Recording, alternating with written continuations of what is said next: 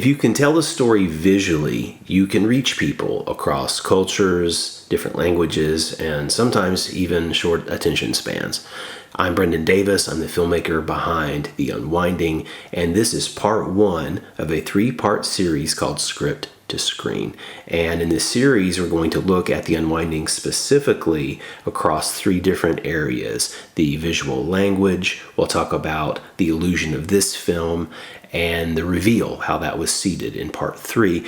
And this kind of context as a filmmaker is something that you might find interesting beyond just this movie, but it might help change the way you look at other film and TV shows as well. So I hope you'll stick around and join me for this exploration. So let me tell you who this is for very specifically. I'm primarily making this for fans who want to go deeper into the film. I really appreciate the great response, and I want to continue to share things that might enhance your enjoyment of it in retrospect.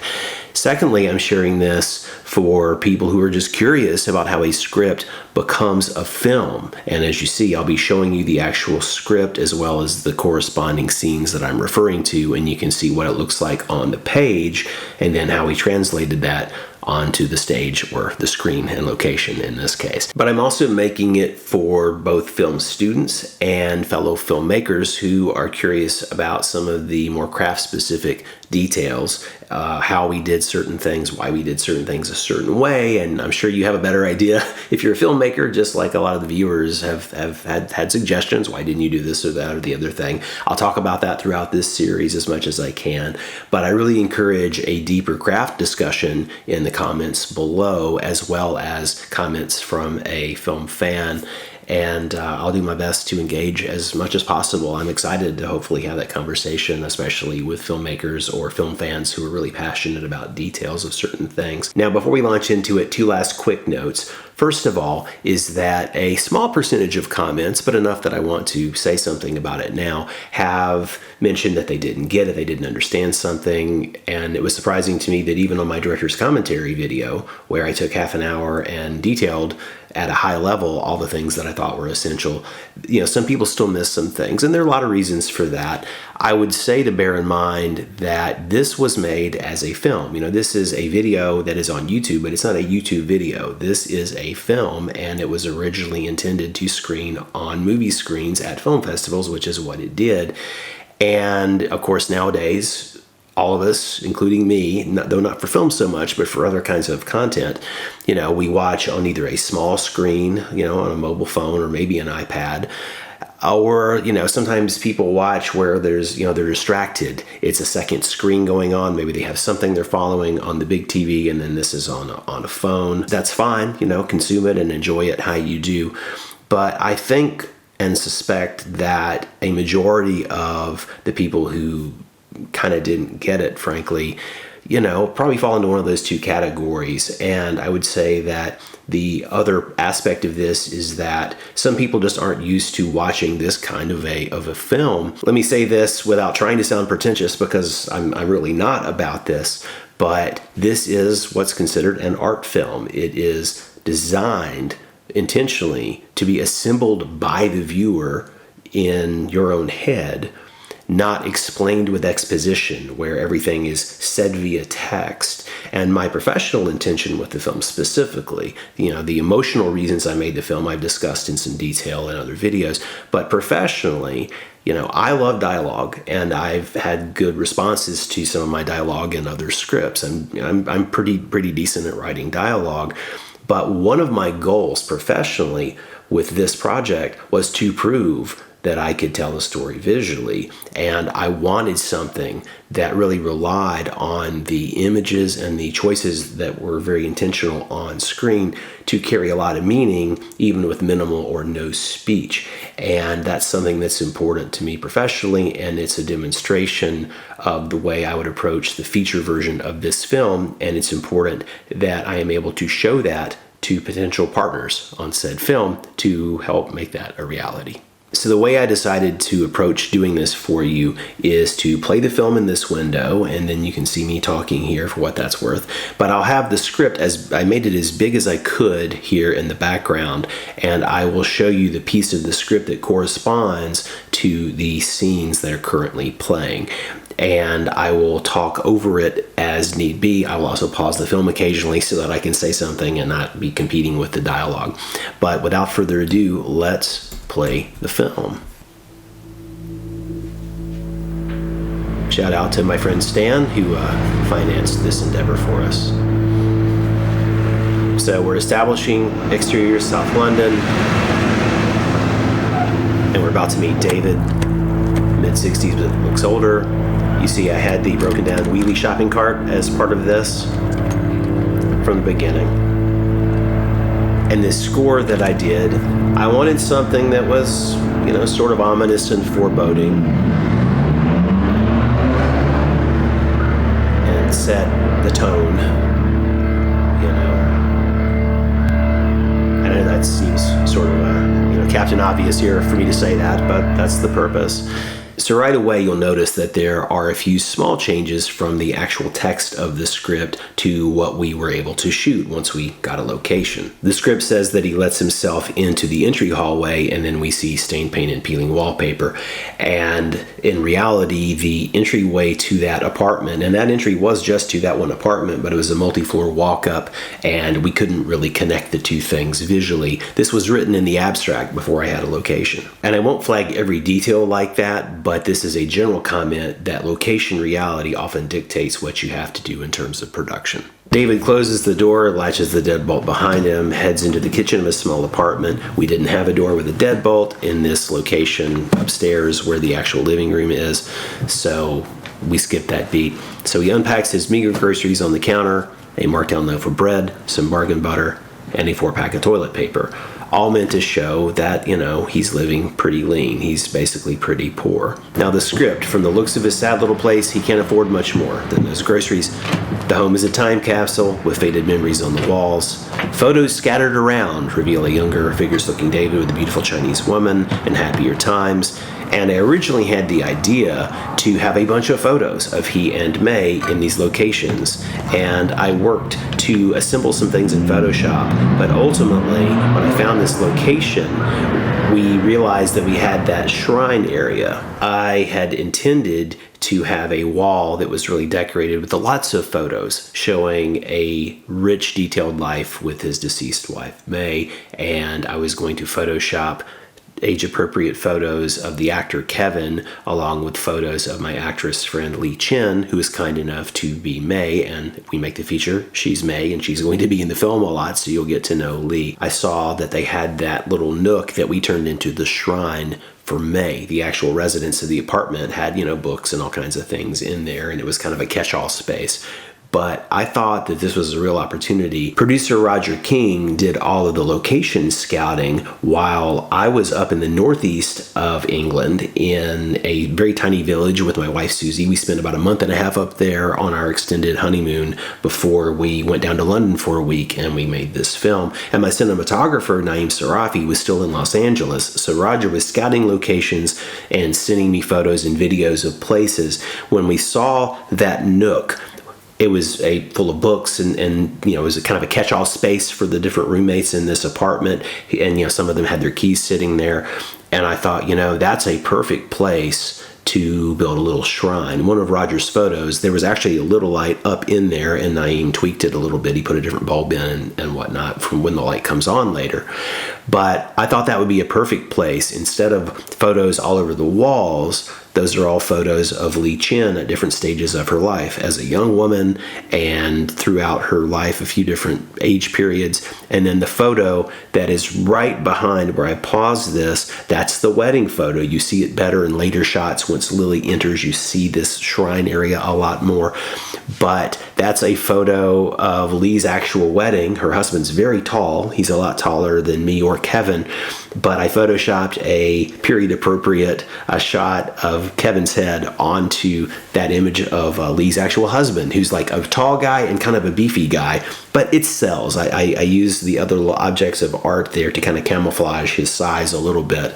And I think it works. It sells. That photo is on the wall in Susie and I's Beijing apartment, and I kind of wish I'd brought it to France. It would be fun to have that on the wall here, but I guess I could print another copy of it. But that actual one is back in Beijing. Ultimately, to me, being able to see that one wedding photo a little bit later more clearly, as well as the other photos of May, was really all I needed. Instead of having the wall covered, I thought it kind of worked better in this shrine. I was very happy to see that little bonus of this location, which was otherwise very difficult to shoot in, but it all worked out, so I'm grateful for it. Now again, details that are easy to miss on a small screen. The flashcards are right on top of that stack of Chinese language study books. There were a few people in the comments who said, "Oh, that's convenient, she brought flashcards." No, they're there from the beginning.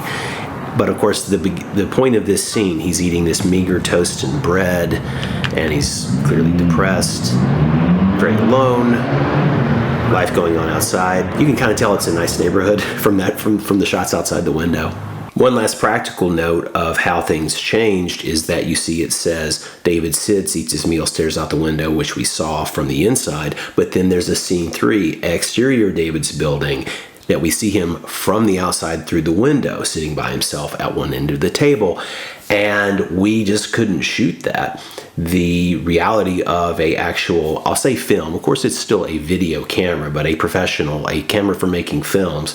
The reality is that it's large, and in the case of the geometry of the building, how high up the window was, you had to get across the street, and we had a very long telephoto lens that is about this big and has mounting rods, and it's a big tripod to make this steady. And it required our cinematographer Naeem, as well as 2 camera assistants, to move this stuff outside for the exteriors that we did shoot. And there's a whole production cart that the camera equipment lives on there, batteries and lens case. And you don't just run outside and grab a shot and he doesn't hold this thing. I'd have to ask him how much that rig weighed with that giant telephoto lens on it. But we just couldn't practically shoot that shot. And I'll mention this here just as a little friendly reminder that, of course, you can pause the video at any point to read the entire piece of script that's on screen. I won't read every word to you, but I really wanted to show you how what's on the page was translated, and filmmaking wise, what the point is. The point of this opening sequence was to really establish a man's emotional state and his economic condition, and all of this without dialogue, just using images and sound in the form of music or score. The next visual sequence is to establish the calendar, and specifically time itself, as a threat. So another practical change in the script, you see that it says David looks back to the kitchen, to the wall calendar, and he would be eating his toast and looking out the window, and then he look and see this, because when I had this in my head, I was imagining an apartment that's very common, like a small 1-bedroom apartment, where the kitchen and the dining area and the living area are all like this one open space. But the apartment we shot in, as I mentioned, was on multiple floors. The kitchen was a floor above the living area where we actually shot this. So instead, we had to have him enter into the kitchen, and you see him entering in other shots. But we established this calendar to mark the time.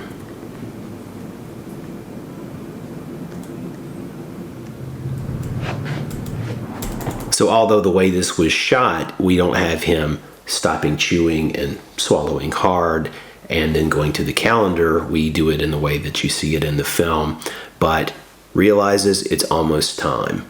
Well, that was essentially the note to the actor of what moment he's going to be playing. And, I think you would probably agree with me that that Kevin West really conveyed a sense that it's almost time for something important to happen, and that's what's coming next. So next up is the belt scene, and the goal of this was to show his intent out of sensitivity for people who were really impacted by this scene deeper than I even intended. I won't replay that whole scene here, but what I will do is show you the script so you can see how it's written and how it translated pretty much directly to the film that you saw. Scene 5, interior David's bedroom, evening. Beside a double bed is the wardrobe closet. David stands in front of it and opens one of the doors reluctantly. A few nice women's dresses hang on the rod. A couple of boxes on the closet floor repeating labels show that this side of the closet contains belongings of his wife, May. And then he grabs a sturdy leather belt from nearby, makes a loop with it, brings a chair from his kitchen table, stands up on it inside his bedroom door, holding the belt. Well, the geography of the apartment didn't make that possible, and as you see throughout the film, you do see this cabinet here, this little bureau that has the wedding dishes in it later, and you see just kind of the top of some women's clothes. It's sort of a homeopathic version of being able to see that those are May's things. But we just didn't have the practical ability to shoot it this way. And what happens when you get on set is you see the location, you block the scenes out, you walk through it as the filmmaker and with your actors and your camera person, and you figure out how to best convey the point of it given the physical restraints of the space, and you hopefully have better ideas.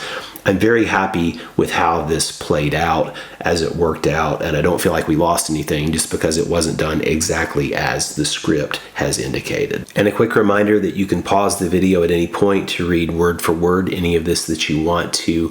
For me, the most important line and what is the button on the scene is here toward the bottom where it says, "But today's not the day." And I feel, as many of you commented that you did, that Kevin's performance was just so amazing, and I feel like he really expressed everything we can imagine and more with his eyes.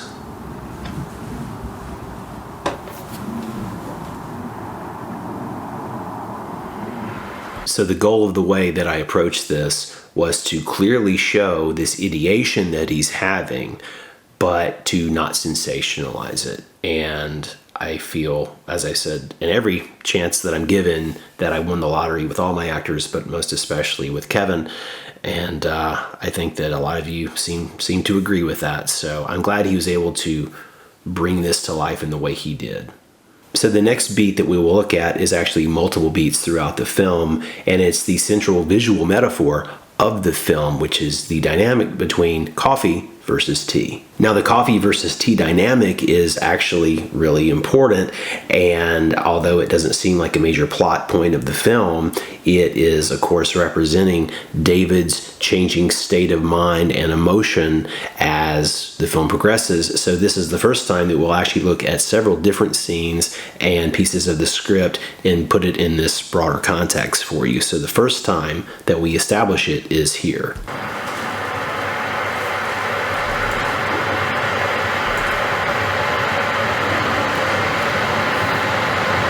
So we see him making his typical meal of toast, and he's going for his cheap instant coffee. But he sees this fancy teapot, and I don't actually read Chinese, I speak a little, but even if you don't read Chinese, you should understand that that's something Chinese, and you probably don't know that's a tea cake if you're not familiar with Chinese tea culture, but it's behind this special little teapot, and that is to set up what is to follow. So the next time that we see the coffee and tea dynamic in action is where we actually really begin to put together what they mean and what they represent. The instant coffee represents habit and survival and the concept of tomorrow, because every day he has his instant coffee. But the pu'er tea, the Chinese fancy pu'er tea, represents ritual, memory, the past. This is all tied to he and May's wedding anniversary and the life that they had together.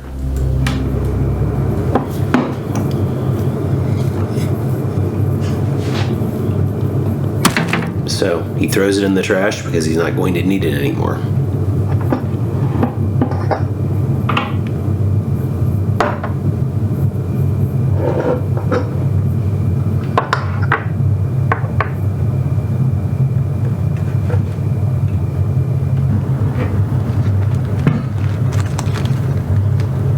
And if you didn't know what this is yet, which I assume most people don't, is we learned it's a cake of this very nice tea.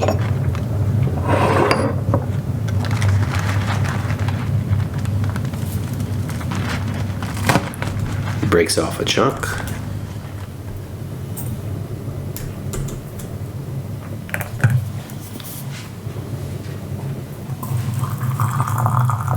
And then a note about this is a very specific tea ritual. He's not pouring the tea out to not drink it. I talked about this in real time as the film played in the director's commentary video, which if you haven't seen it and somehow you just discovered this straight away, that is linked up here so you can check that out. But specifically, one commenter had said something along the lines of, questioning why he just poured the tea out and didn't drink it. Well, he does drink it. This is a very specific tea ritual in China with this kind of tea. When you have these cakes of tea, your first move, the first pour of water, you use that to wash the tea, and then you pour that out, and you don't drink it. Some people have an elaborate tea set that has slots and a reservoir to catch tea, and you pour the end of a pot out in that, and it drains away. And a lot of people have little ceramic tea pets, like a little frog or a little rabbit or something, and that first pour of the tea, you give it to your tea pets. I think it's a very kind of cool ritual. But in this case, he's not pouring the tea out and not drinking it. He's simply following this ritual, which he has learned from his wife, which he knows very, very well. And an astute viewer who knows Chinese tea culture, or any Chinese person, knows exactly what he's doing. But it did go over the heads of a lot of my fellow Laowai, fellow foreigners from the Chinese perspective. You see in this script that it says he refills the pot a second time, puts the lid on, then takes it to the dining table. Now, in reality, as I said elsewhere, I ultimately didn't want to make a mini movie about a guy drinking tea. But there's a passage of time. We see here that he's changed into his suit, and now he's finally done with the tea, and he's dumping the grounds out. And of course, the instant coffee is covered in tea grounds because, again, he doesn't expect he's ever going to need that instant coffee again. And I fully intended to shoot more shots showing that he had a cup of tea by May's place setting, and then he was drinking his and passing the day, both in his morning, pajamas, and then throughout the day as the lighting changed, and then showing him later change into his suit, drinking tea, and then that shot that you just saw. But hours in the day.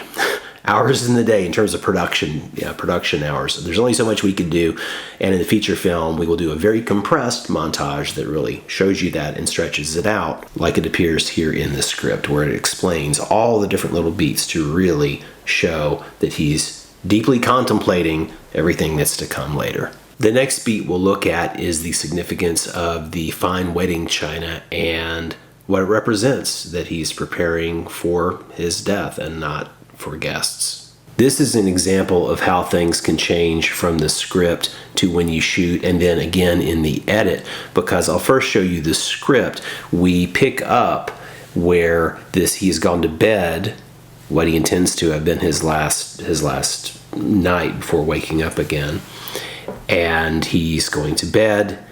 We show him initially standing in front of the calendar, sees the date, and then you hear that his water has started to hiss. His kettle started to hiss because the water is boiling. Then he goes to the bedroom and retrieves the dishes and begins to set up the table.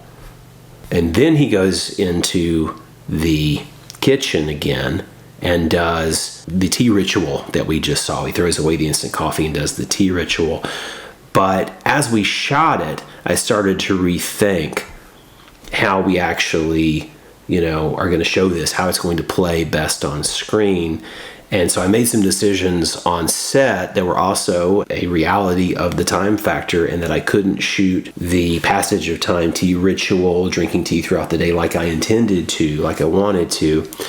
So I figured out how I could work around my original intention as it's indicated in the script. So I'm going to play the sequence as it was actually delivered for you, and you can compare that to the script that you just saw and see if you think this, worked better than what I wrote in the first place. I kind of think it does, with that one exception, as I've stated several times, that I would like that extended reflective window. But it's already a long short film, and you have to make some cuts somewhere, and that's one of those cuts that was dictated by production reality, and I probably would have really significantly shortened it in the edit if I shot it how I intended it in the first place. So we do start with David in front of the calendar, noting that today's the 18th. And the foreboding score starts back up, and we see him, of course, go to the bedroom and get this set of wedding dishes.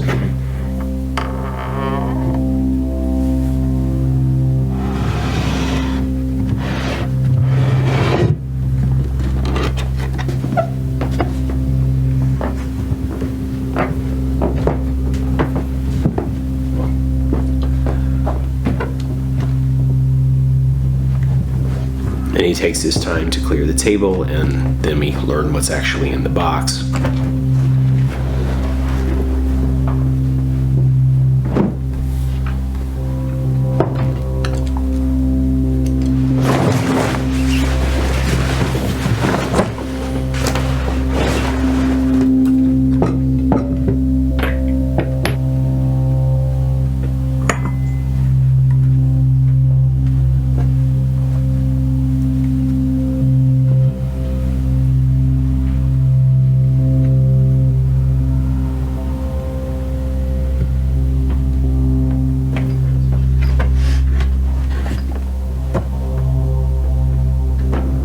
So that's the point that we enter the scene we looked at previously. And the point really of the fine china is, again, showing that he's preparing for this final meal. This is a ritualized goodbye. It's not hospitality for an actual guest. So the next beat of the film is Lily's arrival, and that is a visual and emotional disruption for David in the very best way in his case. And we will go into detail about all the Lily scenes in subsequent videos in parts 2 and 3 of this series. First, let's just take a look at how the script changed from what we shot and how the final edit plays out. So the first big change is actually a very short deleted scene, which is showing David at a buzzer inside his apartment and buzzing the person in and having a little dialogue telling them how to get in. The next shot is set in a hallway where Lily enters and the neighbor passes her in a hallway. But this was a really great opportunity to improve things, because once I realized from the location scout that Roger did and sent us video of, and I started thinking about this, and I didn't change it in the script because I figured I would need to get there physically to London and see this for myself, and then have my cinematographer Naeem with me, and that we would reconstruct this. And I had what in the end result I think is a much stronger beat. This is what we call one of those happy accidents, and I'm really glad it worked out the way it did. And I think the teaching moment for any aspiring filmmaker is to be open to such accidents. Really try to have the mentality of taking lemons and making lemonade, because I feel like this is a lot sweeter the way it worked out, and it gave me the opportunity to do this in a way that I feel is more indicative of what I really was trying to set up and convey. And it's cooler to me the way that it actually worked out in the final edit. In the script, the next shot is that Lily enters a hallway, and the neighbor with the bags, which was my little cameo, of course, passes by, and you notice it says in this script, he's carrying 2 big bags of trash. It's like kind of taking up the width of the hallway. Lily hustles to the stairs to let him pass, but the neighbor doesn't take notice of her. And then there's the knock at the door, and David opens it to reveal Lily and describes her. We cast for this person who is a bit ethnically ambiguous, but appearing to be a mix of Chinese and English. The way that this scene is shot, when David opens the door, I'm going to step through this frame by frame. Oh, hi. Hi, delivery for David? He opens the door, and you don't really see Lily. You only see bags. You, of course, hear her voice, because that's what we have David hearing. Yes, come in. One sec. As he exits, we still really don't see Lily very clearly. We don't really have a clear read on her. And I thought about something. It occurred to me just the other day. And, it didn't occur to me when I shot it. So hindsight is 2020, and you never stop making the movie in your head, even once it's been released. But I had an opportunity to probably tighten this even slighter, in retrospect, if I had not let you see any of her face. You only see this tiny bit of her face. This is as much as we see her until she's motivated inward by the neighbor passing. And so there's me and my little cameo. And in the script, again, this moment took place beforehand, but I think it's actually much stronger now to motivate her to enter the apartment.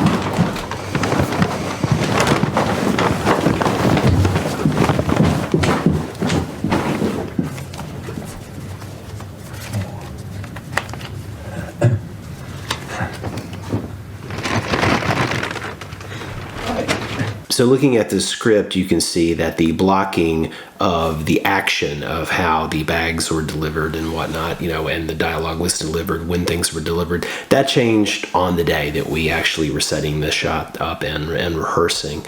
And we, of course, shot this master shot where we see both of them, and then we shot the coverage, the closer angles on each of them.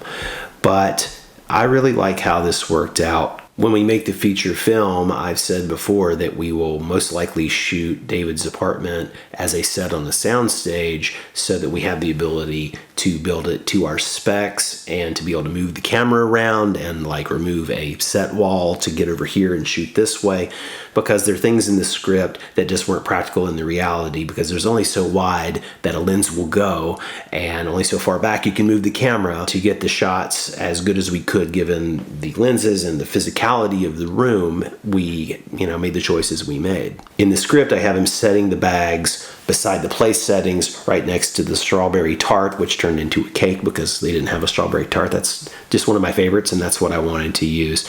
And then Lily leaned into the doorway and looked around, wondering who's going to eat all this food. Eases into the kitchen to wait, because again, the idea that I had of the location itself in the abstract was that the kitchen opens into the dining, the little dining area is kind of part of the kitchen, and that the doorway opens to the kitchen, and then there's the living room, which is all one open room, and then there's the table.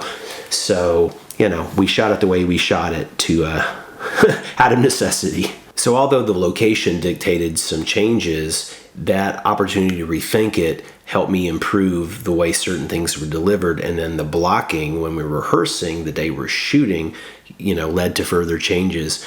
But ultimately, the Lily arriving in the door and the neighbor being oblivious to her, I would like to think that somebody wouldn't be that rude to not acknowledge the person and blow vape smoke, at them.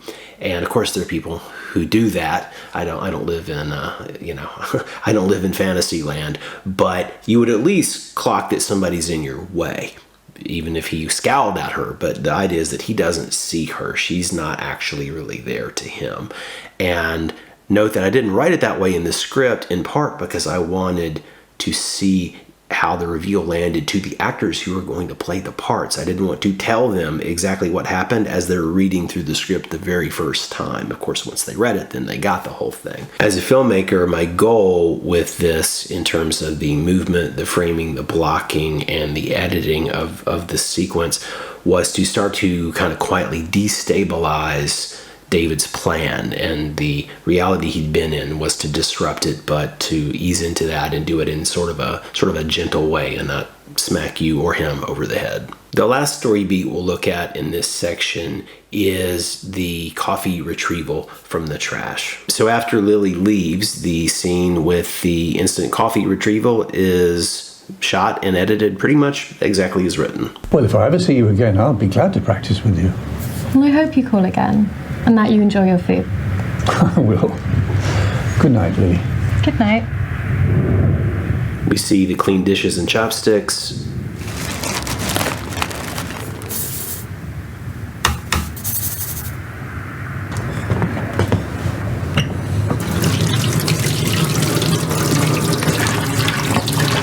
And we're going to hold on this for just a moment. So although that's a really short scene, it's very significant because it tells us, even unconsciously for some people, that for David, there is going to be a tomorrow. So that's part one of the Script to Screen series, looking at the visual language of the Unwinding. And hopefully what you take away from it is that you can really tell a lot of story without a lot of dialogue sometimes. In part two, we're going to focus on the illusion, how we constructed the reality of David and Lily, how that relationship is staged, and how the film invites you to accept it in different ways before asking you to question it. After this 3-part series, I'll start sharing videos about the development of the feature film version of The Unwinding.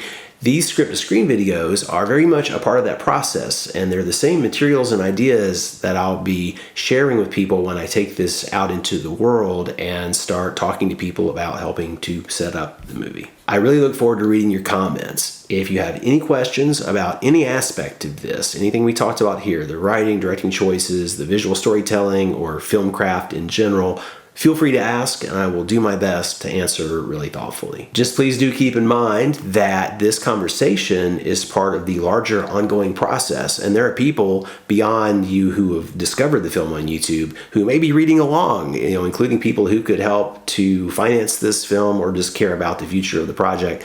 So constructive, engaged discussion, as always, the most welcome. And if you'd like to support this overall project directly, I am wearing one of our Unwinding crew shirts, and you could get your very own or something similar, a hat or tote bag or coffee mug, via our little shop we have linked below here in the video. So check that out if you want to. Thank you again for watching and engaging so thoughtfully with this film and giving it a second life, because that really does help to push the feature film that much closer to reality. See you next time.